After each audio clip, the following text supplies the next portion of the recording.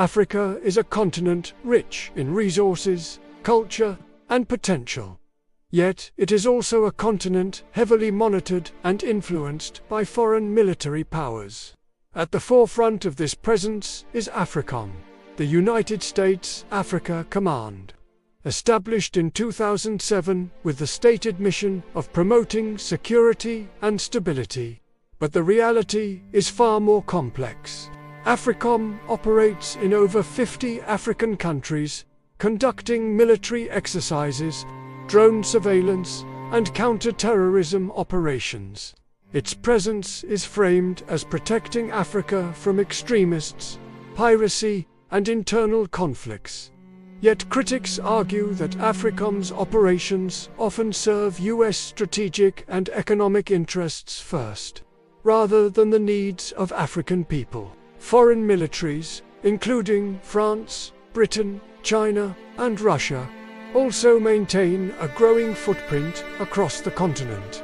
French forces remain in West Africa, ostensibly combating terrorism, while Russia provides private military contractors in countries like the Central African Republic. China, though often seen as focused on economic investments, is expanding its naval presence and security partnerships.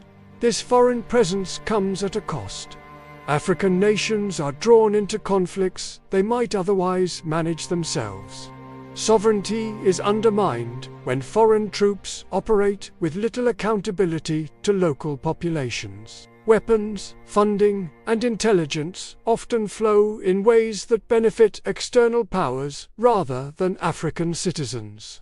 Local grievances and corruption can be exacerbated, and in some cases, these militaries support governments that do not serve their people. Yet, AFRICOM and other foreign forces also provide training, logistical support, and intelligence sharing that can strengthen African militaries. The challenge is that these benefits are conditional, limited, and often tied to alignment with foreign strategic goals. True security, critics argue, cannot come from outsiders. It must be built from within Africa, by Africans, for Africans. The solution lies in sovereignty and self-reliance.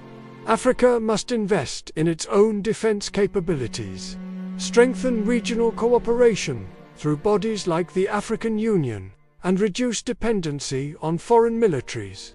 Peace, stability, and security should not be dictated by external powers. Africa has the people, knowledge, and resources to secure its own continent. If it prioritizes unity, accountability, and strategic independence. AFRICOM and foreign militaries are part of Africa's story, but they should not define it. Africa must reclaim control over its security, its borders, and its destiny. Only then can the continent achieve lasting peace and true independence. If you believe Africa must take charge of its own security and sovereignty, like, share, comment, and subscribe.